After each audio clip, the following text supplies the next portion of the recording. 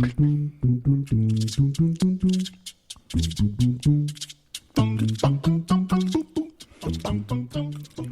Royal Highness Prince Philip, Duke of Edinburgh, born Prince Philip of Greece and Denmark.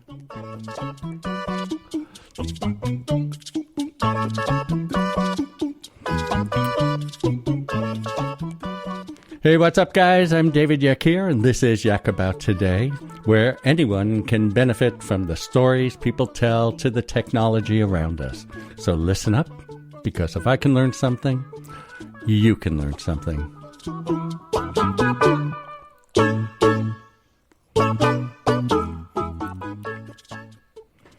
All right, thanks for listening. I am David Yakir. Anyway, this is Yak About Today, and I think what we're going to try to do, for those of you who know me, I'm usually interviewing somebody, or if it's a tech show, I'm talking about different technologies. But today, it's a special show, and we're going to turn things around a bit. I want to be a guest on my own show, which means I have to have a new host of my show. And that host is a gentleman named Matt Grant. He's sitting in London right now. He's a good friend of mine, and he's doing some spectacular things with his community. But some of you who are old enough might still remember Matt Grant as The Bachelor on ABC's The Bachelor. And I think it was year 5, 4, 7. I can't remember. Anyway, Matt's here. Say hello, Matt. Hello, David. It was year 11, I think, or 12. Oh, wow. But yes, your point is correct, sir, a long time ago. Yeah. So anyway, so you and I have been friends. Probably I met you right after you did The Bachelor, or sometime. Yeah, 2008 we met. Oh, that's right. And we've been great friends ever since, and the logical choice, by the way, for somebody to host the show. So what I'm going to do in a minute is turn the show over to you, and I just want to give people a hint of what's going on here.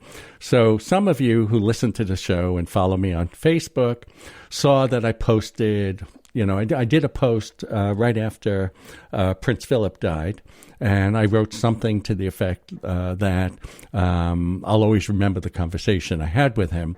And so many people asked me about that and the story, and I thought about, writing the story and publishing it and all that, but, stories are really important. So I thought I'd try to tell it on the podcast for those of you who are listening to the podcast, and on the radio for those of you listening here. So I will turn this over to Matt, and he'll start it off and see if we can get this story out in time. Well, David, when you first asked me, when you first brought up this whole concept of me interviewing you, I was unsure, and then I saw Prince Philip's name come up, and I felt I couldn't quite believe it, because it's been a few years since we last spoke, and Prince Philip's passing genuinely affected me. He's someone that I've always looked up to, and it's this awful thing, isn't it, that we don't truly go and research someone until they've passed. In this modern era of YouTube and the internet. And I've spent hours and hours and hours looking at YouTube and internet clips about him since he's passed, and I'm even more impressed. So when you asked me to interview you, I didn't hesitate, and I'm fascinated to understand, because I've met him, but he was on one of his horse-ridden carriages flying past me at Sandringham. So I can't really say I properly met him, but I want to hear more about this story. I couldn't quite get my head around the fact that you met the guy.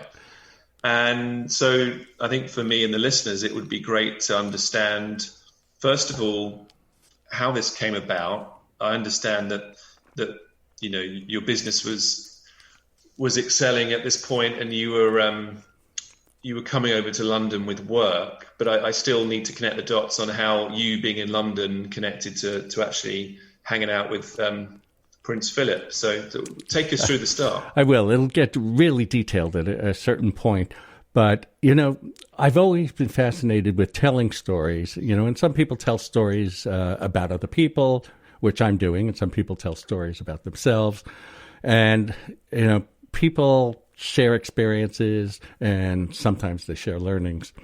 For me, I think this story is really personal, and some think, I don't know, some people think you should do these things in a memoir, but it's much easier for me to obviously chat about it. And I want you to know, besides you and I think there's only a few people, with the exceptions of our friends and family, that would be interested in listening to this. So you know what I did when I was thinking about the story? I said I was going to name the story, because every story has to have a name, and I was going to call it A Fairy's Tale. And I'm not sure many listeners would get the reference. So I decided that this is the relationship I made. I called it Cinderella, an invitation to Buckingham Palace. All right. So let me give you a little background.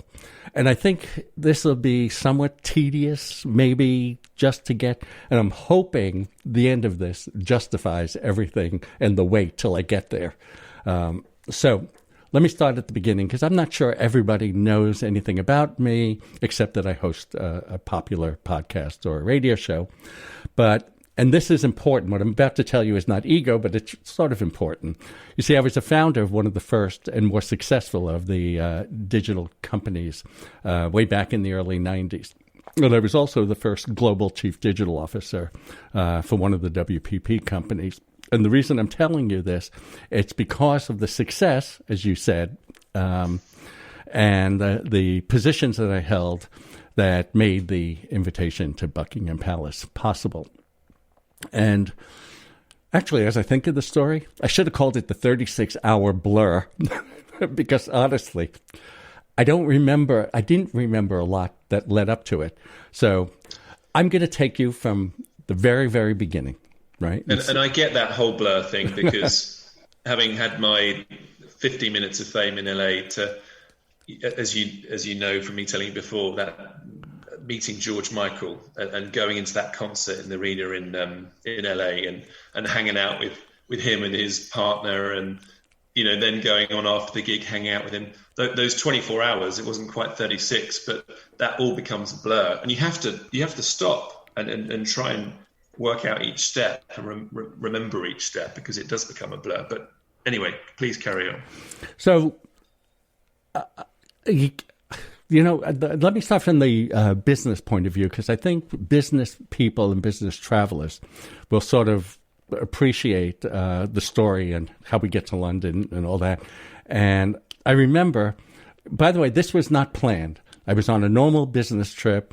I was getting prepared to go on a trip over to London. I was going to hop on a plane. I was heading for London, right? And, when you travel a lot, the packing's easy, and there's a point to this too. You're getting on the plane, you know how to pack, you got it down to a small roller case. In the case you have underwear, sweaters, another shirt maybe, but otherwise you're wearing a sport jacket these days, a shirt and a jeans. And you'll see why I'm telling you this story later. The car picks you up, it goes to the airport, la-di-da. Anyway, the airport, the routine is the same, the club, the drinks, all that. So I arrived in London in the morning. I don't remember what day it was. I headed straight for my meetings that were set up for completing. There was a merger that was going on, our acquisition of a company in London that was going to be merged into my company. And it was one of those meetings, and I sat for 2 interviews, one in English, one in Dutch. And I think that's important to my story too. But at the end of the day, you always have dinners with your people, but I skipped the dinner because I had a very, very good friend. He was my mentor. He was a playwright. He was a director. He was a radio personality. His name was Ned Sharon. And if anybody's listening of a certain age in London to this, they'll know who he is. And that's how we got to meet, ultimately, is because of Ned, right? That's right, because he did the original show, hosted the original show of We Interrupt This Week, that I wanted you to host the new version of it, which we almost had, by the way. We almost had that show We did. up. We did. Right? Anyway, Ned and I, no matter what I do in business, we were very, very close. And we always planned several evenings, to go to the theater, the opera. And it was one night, I think it was a Wednesday night before everything started, where he sort of informed me that he had to cancel our Saturday afternoon lunch, and theater. Actually, it was theater because he had David, sorry to interrupt. How long had you known Ned by this point? So I met Ned in the mid-'70s, so I've known him at least 20 years by then, at least. And I miss him, by the way. He passed a number of years ago, and I really, how you miss your mentor. Anyway, when we were sitting at that lunch, he said, I have to cancel Saturday afternoon because he had an engagement at the palace. It was it was a celebration of the British Boy Scouts, and of course I turn around to him and very obnoxiously go, "Oh, well, of course you do, darling." I mean, after all, he was just made commander of the British Empire by the Queen, and by the way, he was also a great friend of Princess Margaret. Anyway, it was fine. Have a good time at the palace. Let me know how the party went. And, it gave me a chance to go out with my British team. So here's the sequence of events from Thursday to Saturday, right? So it's Thursday morning, and quite often I always stayed with Ned instead of the hotel room, as it was easier, when you're going out, and it's a night of theater and wine and after parties. And then we'd come back, talk half the night because, we didn't get together that often, usually about, the play we saw or a manuscript or play he was writing. And, we had our routine, he had a bedroom called the Grace Pool Suite. And I would sleep in there. And he would sleep in his bedroom, and we would meet in the kitchen in the morning, and we'd go down and retrieve the local papers. Mine was The Guardian, right? He seemed to like the Mail, the Daily Mail. I think that was a secret favorite of his, all because the theater critics in him were friends of his. So I see. Anyway. Okay. And for the listener's point of view, sorry interrupting, but what roughly... I know it's all a bit of a blur, but what year? I'm presuming this is sort of 90.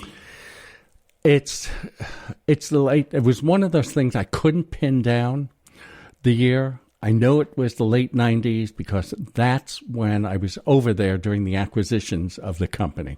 Yeah. So it could have been 98. I'm guessing it's 98. Anyway.